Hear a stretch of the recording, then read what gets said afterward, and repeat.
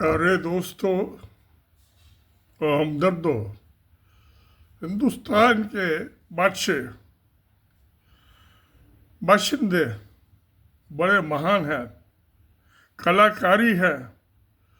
क्योंकि यहाँ कहते हैं कि हर शाख पे उल्लू बैठा है, न जाने इस गुलदस्त का क्या होगा।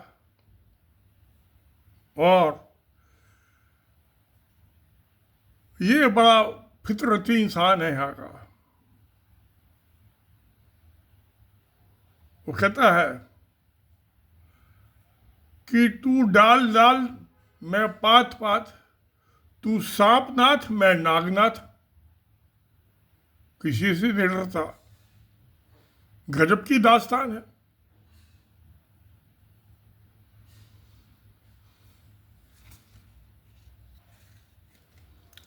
यहाँ हिंदुस्तान में थोड़े से शेड्यूल्ड ट्राइब्स, कबीले, आदिवासियों को छोड़ के बाकी सब विदेशी हमलावर हैं जो आए और आगे हिंदुस्तान के होके रह गए, वहीं बस गए। ये तकरीबन 3000 साल का इतिहास है, तारीख है। तो और यहाँ तक हुआ, शायद इनमें सबसे बड़े लहर में आए थे, सब मेहमान थे, मुसलमान बादशाह। जो मोहम्मद गौरी को जयचंद ने बुलाया, उसकी 11 साल की बेटी को उसका मेरा भाई 56 साल का पृथ्वीराज चौहान उठा के भाग गया और शादी कर ली। उसके बाद इब्राहिम लोदी, सुल्तान का खानदान का आखिरी बंदा, जब उसके चाचा मारवाड़ के मेवाड़ के महाराणा संग्राम सिंह, जयपुर के महाराजा और उदयपुर के महाराजा ने बाबर को आमंत्रण दिया कि भाई टैक्स बहुत सख्ती से वसूल करता है, इसका काम तमाम करो। तो पानीपत में लड़ाई हो गई। जमुना के किनारे है, दिल्ली से नजदीकी है पानीपत। फिर मराठे आ गए। उसने 25% टैक्स, 15% पेशवाई और 10% छत्रपति शिवाजी के खानदान वालों का।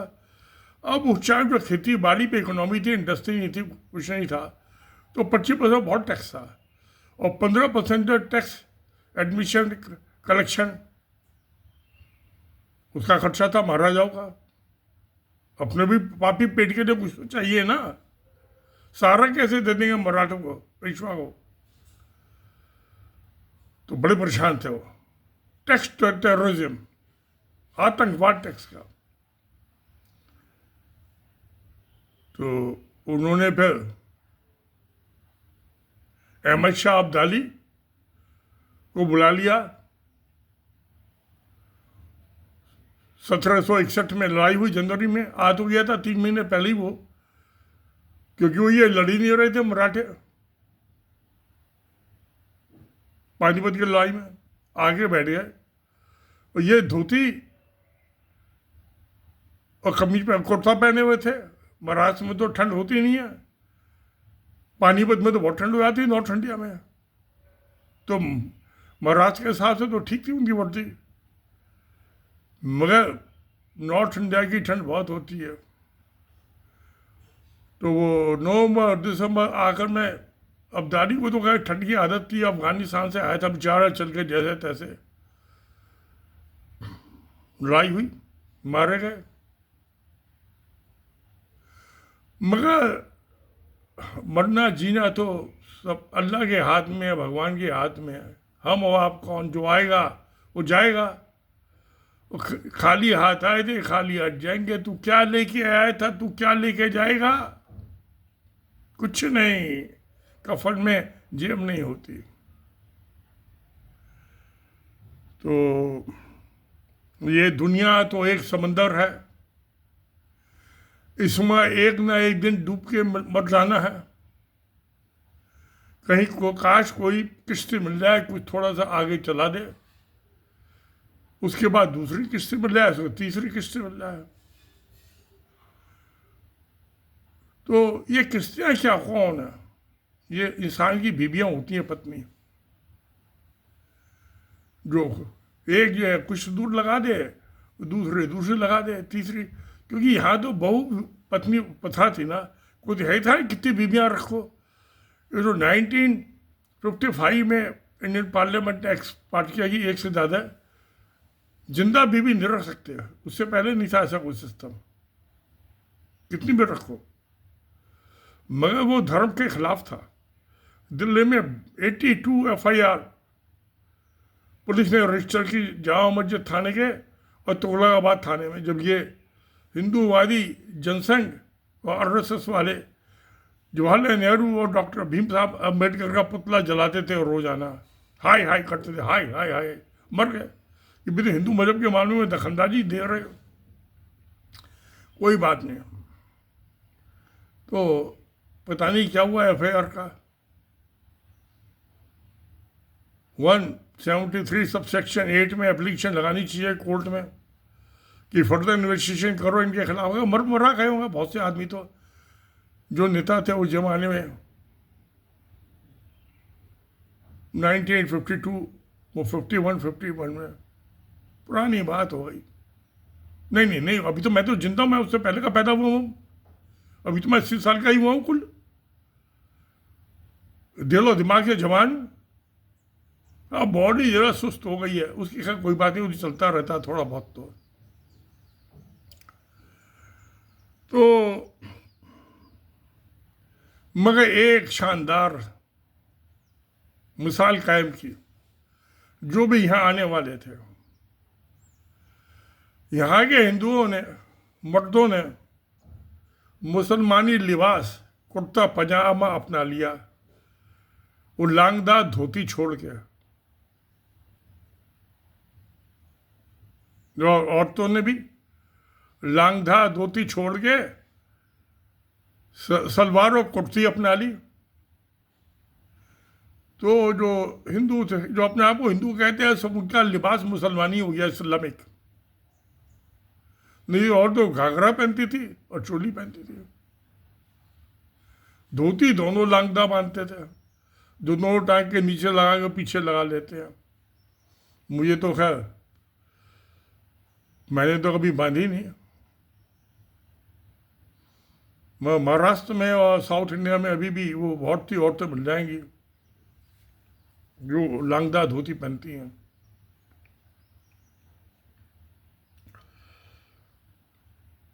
तो अकल शक्ल तो उनकी वही रही, एक जैसी हो गई। हिंदू मुसलमान को पता ही चलता कौन हिंदू कौन मुसलमान शक्ल थे। तो मैं पहनावा जो है हिंदुओं ने इस्लामिक, इनका इस्लामिकरण हो गया।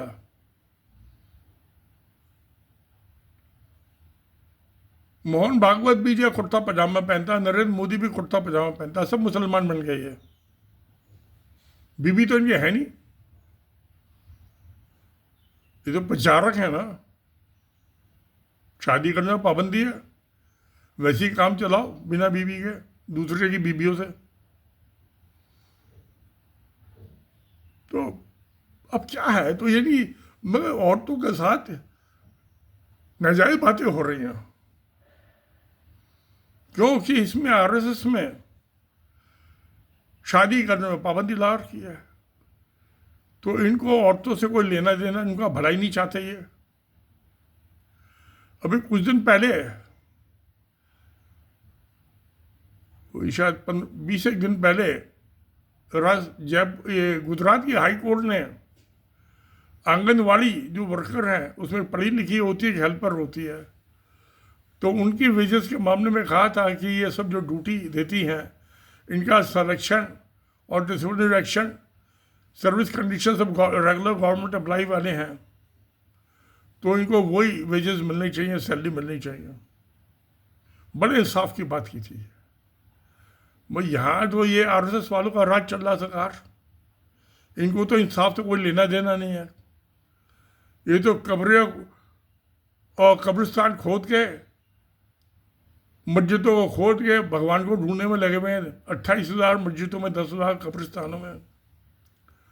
तो इन औरतों को इंसाफ मिलना चाहिए था। वैसे भी इंडिया में मिनिमम फेयर वेजेज एक्ट है, तो उससे कम सैलरी देने पर जुर्माना भी हो, कैद की सजा भी है लेबर एक्ट के मुताबिक। तो ये बहुत पुराना कानून हो गया।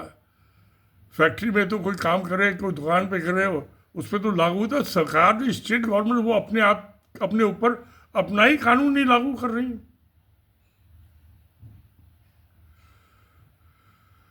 तो औरतों की लेबर का एक्सप्लॉयटेशन हो रहा है, जो कि बैकबोन है इंडियन सोसाइटी की, रीढ़ की हड्डियां। अब ये मिड डे मील स्कीम, दिन में बच्चों को खाना मिलता है मुफ्त सरकार की तरफ से, ये भी सेंट्रल स्पॉन्सर्ड स्कीम है। इसमें 60% पैसा जो है वो सेंट्रल गवर्नमेंट देती है और 40% स्टेट गवर्नमेंट। जैसा कि वो आंगनवाड़ी वर्कर के मामले में हो, वो भी सेंट्रल स्पॉन्सर्ड स्कीम है। अब सेंटर में तो बैठा है नरेंद्र मोदी, अपनी बीबी को छोड़ के भाग गया बिना बच्चे पैदा किए। क्या किया जाए? अब जो इसमें 1,000 रुपीज पर मंथ, उसका ऑनरेरियम फिक्र। भाई ऑनरेरियम क्या होता है? वो अपनी खुशी से थोड़ा नौकरी कर रही है वो तो उसको मिनिमम फेयर वेजेस जो होते हैं स्टेट गवर्नमेंट को मिलने चाहिए। उसमें अनस्किल्ड के होते हैं, स्किल्ड के होते हैं, सेमी स्किल्ड के होते हैं और ग्रेजुएट के होते हैं। ये 4 क्लासें होती मिनिमम फेयर वेजेस में। तो आंगनवाड़ी वर्कर तो बहुत से लेडी ग्रेजुएट होंगी। अब मैं 1,000 रुपया 2009 को cost inflation index notified by the income tax department of India, उससे कॉस्ट इंडेक्सिंग करता हूँ तो आज 2024 में इट विल कम समवेयर 530। बेचारी बच्चों के लिए खाना बनाती है, स्कूल के बच्चों के लिए जो उनको बंटता है, वो खाने के लालच में माँ बाप जो है बच्चों को स्कूल भेज देते हैं, क्योंकि घर में तो देने के लिए खाना नहीं है, जो उससे उनकी अच्छी हेल्थ रहे। पुण्य का काम कर रही हैं। और उनको 530 रुपये 2024 में, 15 साल के बाद भी वही बेस। कौन सा इंसाफ? अरे 15 साल में मेरी पेंशन तो कितनी हो गई? साल में 2 दफे बढ़ती है, जितने महंगाई बढ़ जाती है।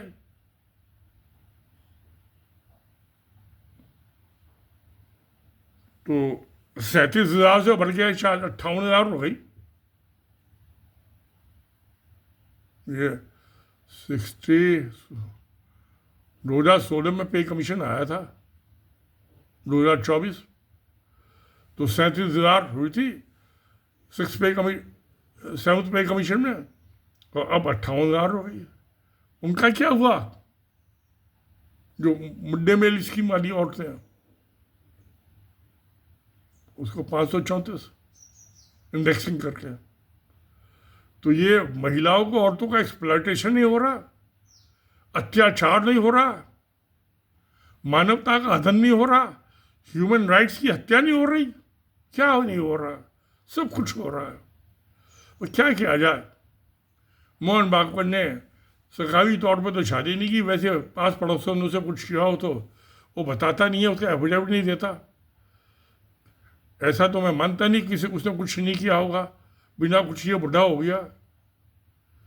वही हाल नरेंद्र मोदी का भी है, और भी बाकी सब जितने प्रचारक हैं।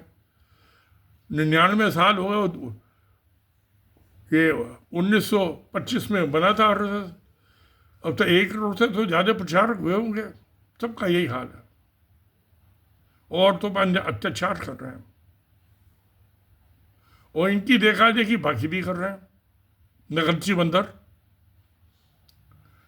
तो जिस समाज में महिलाओं का एक्सप्लॉयटेशन होता है, तो वो इज्जत तो ना हुई ना उसकी। सम्मान तो न हुआ। हमारे वेद कहते हैं, वेदांत, कि जिस समाज में महिलाओं का सम्मान होता है, उनकी पूजा होती है, वो समाज फलता फूलता है। शायद हिंदुस्तान की सारी समस्याओं की जड़ ये है कि सेंट्रल गवर्नमेंट, स्टेट दोनों कल्प्रिट है, दोनों मुजरिम है। विक्टिम है गरीब औरतें, मेहनत कश औरतें, और फिर वो मिड डे मील में स्कूलों में भी खाना पकाती हैं और घर पे भी पकाती है अपने पति और अपने बच्चों के लिए, और अपने लिए भी, खुद भी तो खाती है। घर सबके लिए बनाएगी तो खुद भी तो रोटी खाएगी ना, रोटी तो सभी को चाहिए। तो ऐसा हो रहा, अब क्या किया जाए। तो दोस्तों सोचिए, विचार कीजिए, हिंदुस्तान में कुछ नहीं सुधरने वाला। मेरा तो जो एक्सपीरियंस है, मैं हिंदुस्तान का 3 दफ़े कानून बदल चुका है। एक दफ़े जब मैं 84 में दिल्ली हाई कोर्ट में गया था, ये प्रॉपर्टी टैक्स के जो रूल बनाए थे, मैं कहा रूल गलत है। दिल्ली म्यूनसिपल कॉर्पोरेशन नोटिफिकेशन सलाह मांगी थी, हमने सलाह दे दी, हमारी सलाह नहीं मानी, क्योंकि हिंदुस्तान एक डेमोक्रेटिक कंट्री है। यह कॉन्स्टिट्यूशन वी दी पीपल, हमने अडॉप्ट किया कॉन्स्टिट्यूशन को, कॉन्स्टिट्यूशन हमने नहीं अडॉप्ट किया। और लॉ मेकिंग के लिए जो आपका कोई एक्ट बनाना है नया, तो सेलेक्ट कमेटी पार्लियामेंट की या स्टैंडिंग कमेटी, वो पब्लिक से सलाह मांगती है अखबार देके। तो मैं एक दफ़ा स्टैंडिंग कमेटी थी, ये जो प्राइवेट यूनिवर्सिटीज बिल आया था, ये पीवी नरसिम्हा राव साहब के जब प्राइम मिनिस्टर, उनके ज़माने में पी उपेंद्र राव उसके चेयरमैन होते थे। मैं पेश हुआ था कि क्या इसमें अमेंडमेंट होने चाहिए प्राइवेट यूनिवर्सिटीज बिल में। क्या पता नहीं क्या हुआ, वो सरकार चली गई, कमेटी ने तो रिपोर्ट दे दी होगी अपनी। तो मैंने अपने सलाह दे दिए, एक बेकार से गंदे से कप में रेलवे की कैंटीन की चाय, एक समोसा ठंडा और एक गुलाब जामुन ठंडा, मज़ा नहीं आया खाने में। फिर लोकपाल बिल में राज्यसभा की जो सेलेक्ट कमेटी थी, मैंने उनको भी सलाह दी। तो मैंने उन्हें बताया सब कि जो ये अन्ना हजारे कर रहा है, चाहे तो इसका बिल मानो, चाहे लोकसभा से आए, इससे एक करप्शन का नया डिपार्टमेंट खोल रहे हो आप करप्शन ख़त्म करना चाहते, जो मैंने बना के दिया वो बनाओ, ये सब अडॉप्ट करो। तो सत्यवेद चतुर्वेदी होते थे चेयरमैन, 30 MP की कमेटी होती है, उन लोकसभा और राज्यसभा की दोनों को मिला के। तो मैंने उन्हें तो अब तो बढ़िया कमेटी रूम बढ़ गया, 5 स्टार होटल का बैंक्वेट हॉल जैसा। अशोका होटल, अब रेलवे की थर्ड का खाना है, अशोका होटल का तारा बढ़िया खाना आता है। लंच किया हमने, गर्मा गर्म, ठंडा नहीं था, रेलवे कैंटीन जैसा। तो कैंडल टंगे हुए छत में, उसमें मीटिंग हुई थी। पहली बार नहीं, अनेक्सी पार्लियामेंट अनेक्सी हुई, उसमें हुई थी। अब तो ये एक्सटेंशन हो गई, बहुत बढ़िया बन गई बिल्डिंग। तो मैं दूसरी दफ़ा इसमें सामने पेश हुआ, अपनी बात कही, नतीजा वही निकला जो मैंने कहा था। सत्यवेद चेयरमैन साहब मुझे कहने लगे, खाना खाते थे, वो कहने अग्रवाल, मैं आपकी बात से निजी तौर पर तो सहमत हूँ, मुझे जॉब सौंपा गया, मैं वही करूँगा, हम इसको रिकमेंड करेंगे जो पार्लियामेंट लोकसभा से पास हो गया है। मैं कहा जी आप जो चाहे वो करो, आप नया एक करप्शन का, भ्रष्टाचार का डिपार्टमेंट खोल रहे हो, इससे सुधार नहीं होने वाला, बिल्कुल नहीं होगा। क्या बात आई गई हो गई। ये सब मैंने जिक्र किया है अपनी फ्रजाई नेशनल सोसाइटी में, जो मेरी ई बुक है, किंडल ई बुक, आप पढ़ सकते हैं, डिजिटल बुक है, अपने स्मार्टफोन पे, लैपटॉप पे, डेस्कटॉप पे, अगर पढ़ने का आपको शौक हो।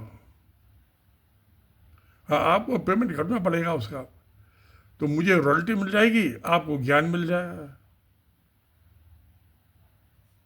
अगर जो आप चाहते हैं। तो मेरा कहना ये था कि जो हम ना तो वेदांत को मानते हैं हिंदू, अपने आप को हिंदू कहते हैं, सनातन तो छोड़ दिया इन्होंने, मुस्लिम में इस्लामिक शब्द अडॉप्ट कर लिया,